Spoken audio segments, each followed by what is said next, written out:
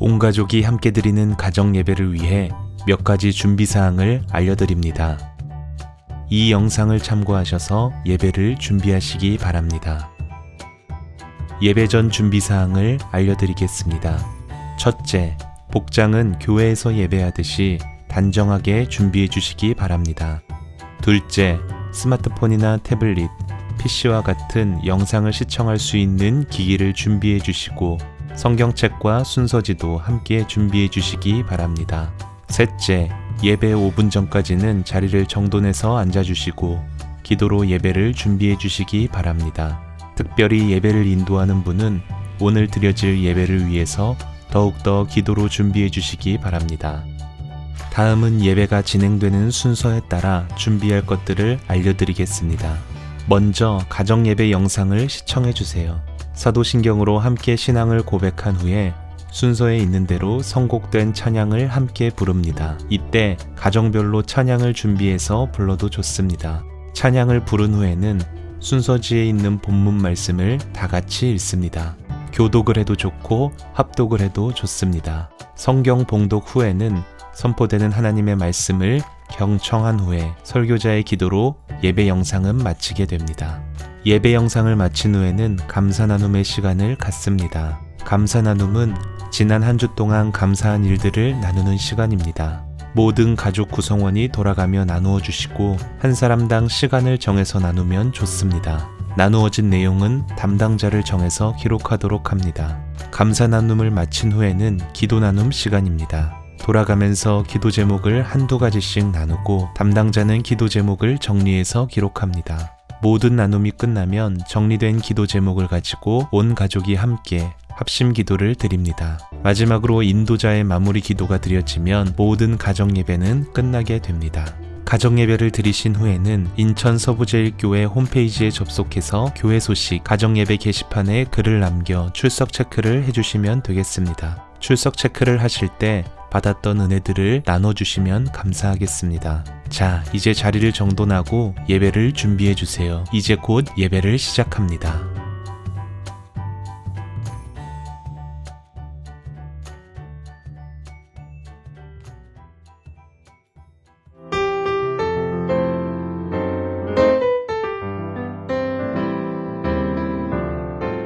사도신경 하심으로 우리의 신앙을 고백하도록 하겠습니다. 전능하사 천지를 만드신 하나님 아버지를 내가 믿사오며 그 외아들 우리 주 예수 그리스도를 믿사오니 이는 성령으로 잉태하사 동정녀 마리아에게 나시고 본디오 빌라도에게 고난을 받으사 십자가에 못 박혀 죽으시고 장사한 지 사흘 만에 죽은 자 가운데서 다시 살아나시며 하늘에 오르사 전능하신 하나님 우편에 앉아 계시다가 저리로서 산자와 죽은 자를 심판하러 오시리라. 성령을 믿사오며 거룩한 공회와 성도가 서로 교통하는 것과 죄를 사하여 주시는 것과 몸이 다시 사는 것과 영원히 사는 것을 믿사옵나이다. 아멘.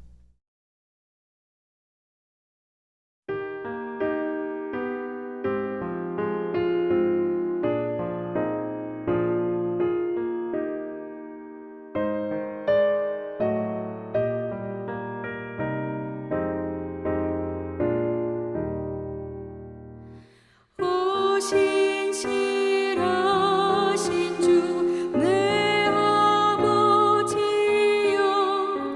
내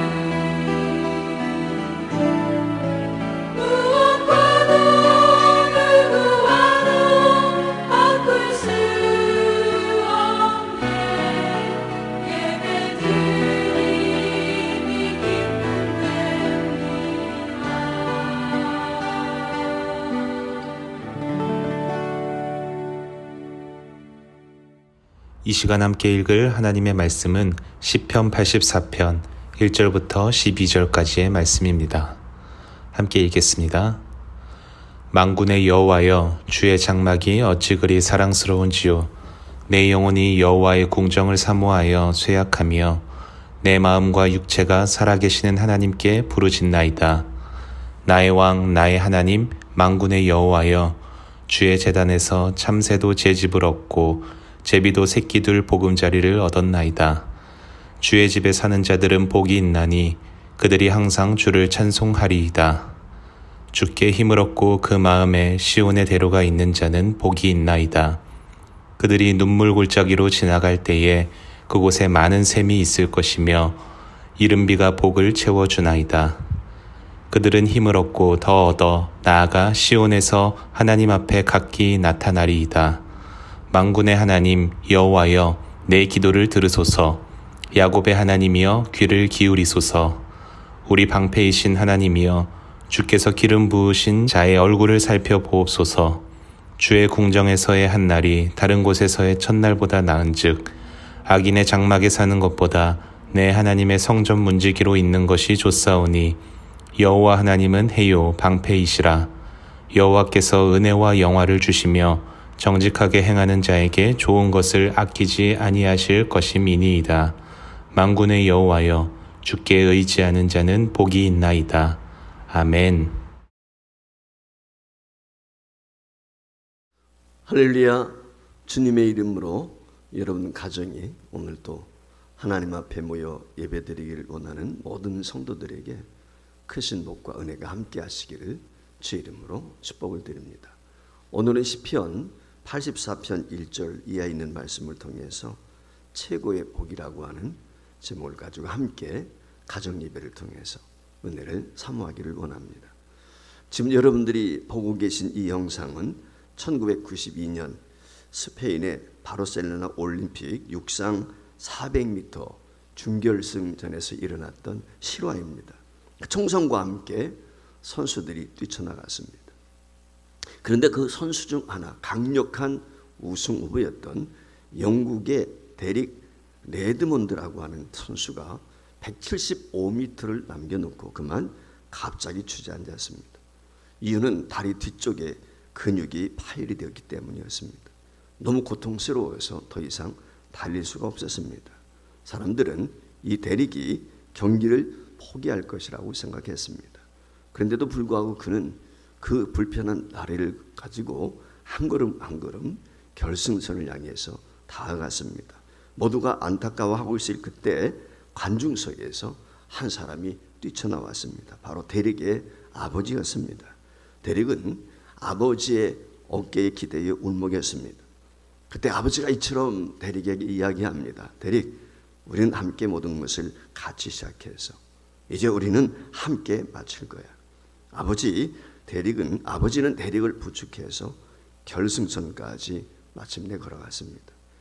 당시 그 메인 스타디움에 모였던 6만 5천여 관중들은 모두가 기립해서 이 데릭의 결승전 통과를 축하했습니다. 비록 데릭은 그날 승리의 메달을 얻지는 못했지만 아버지와 함께 결승점을 통과하고 더 값진 포기하지 않는 메달을 얻게 된 것입니다.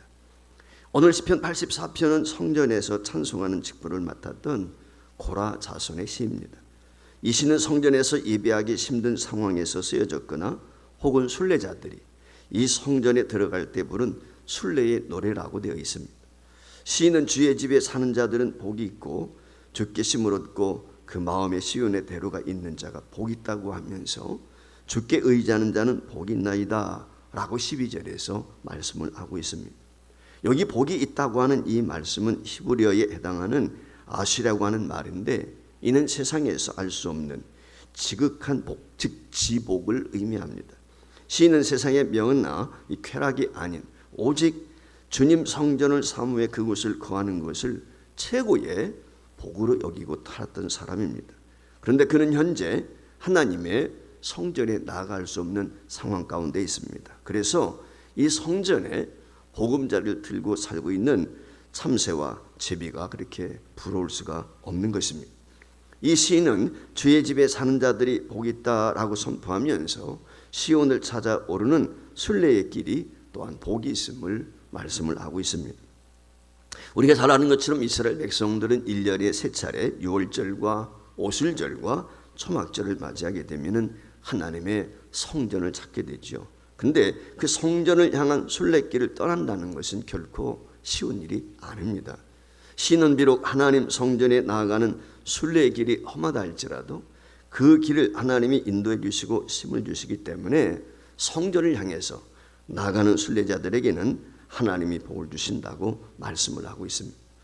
오늘 본문 말씀을 통해서 첫 번째 시인은 주의 집에 사는 자가 복이 있다라고 말씀을 하면서 이 성전을 향한 시편 기자의 마음을 주의 제단에서 참새가 제 집을 얻고 제비가 새끼들 보금자를 얻는 것이 부럽다고 고백하고 있습니다.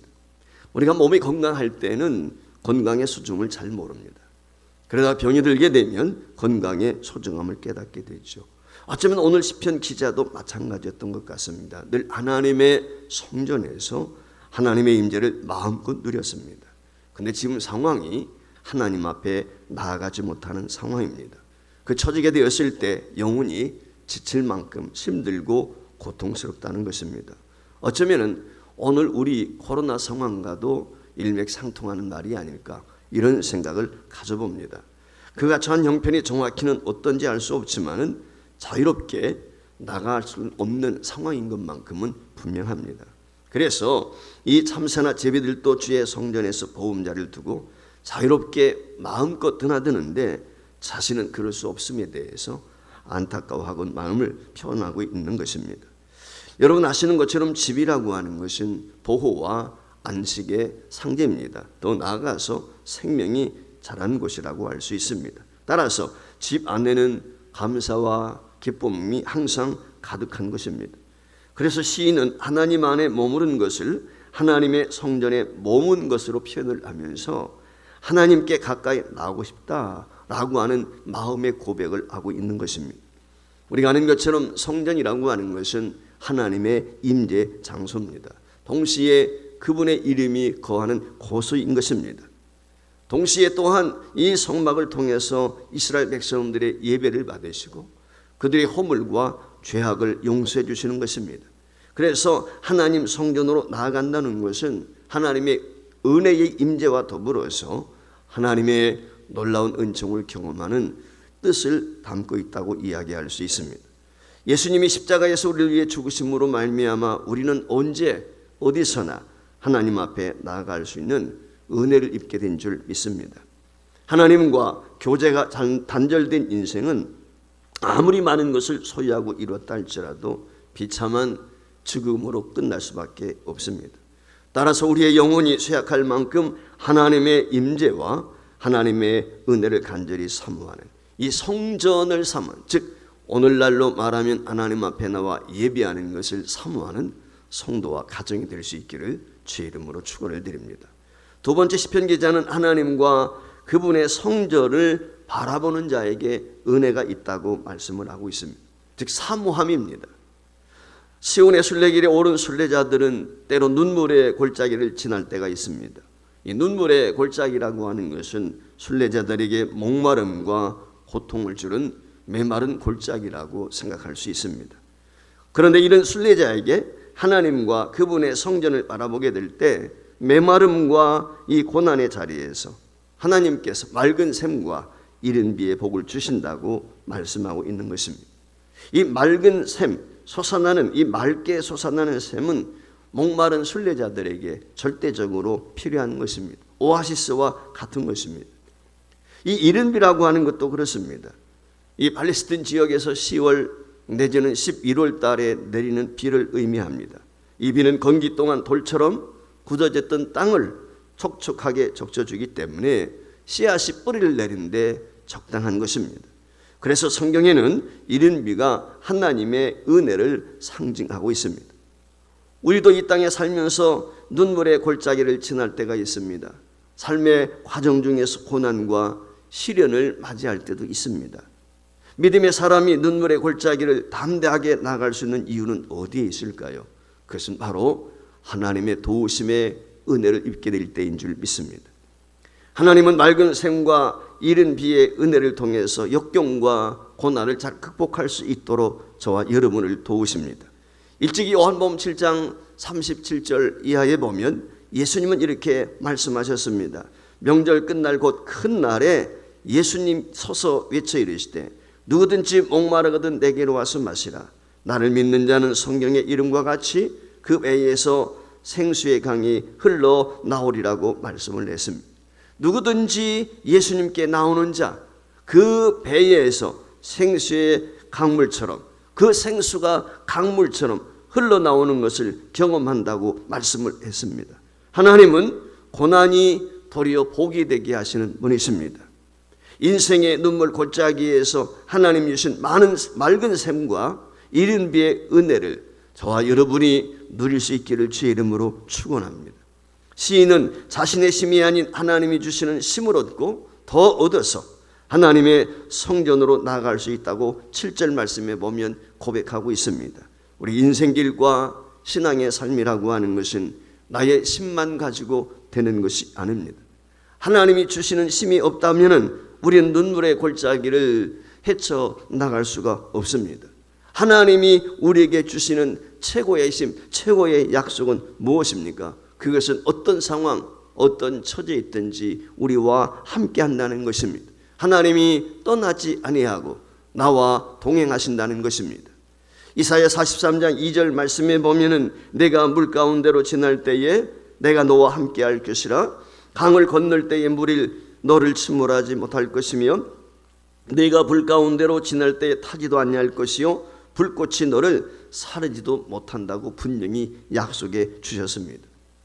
우리가 살다 보면 인생길에서 물을 지나든지 불을 지나든지 어려운 상황 가운데 처할 때가 있습니다. 그때 하나님께서는 우리와 함께 해주시고 이 물과 불이 우리를 해하지 못하도록 도와주시겠다는 것입니다.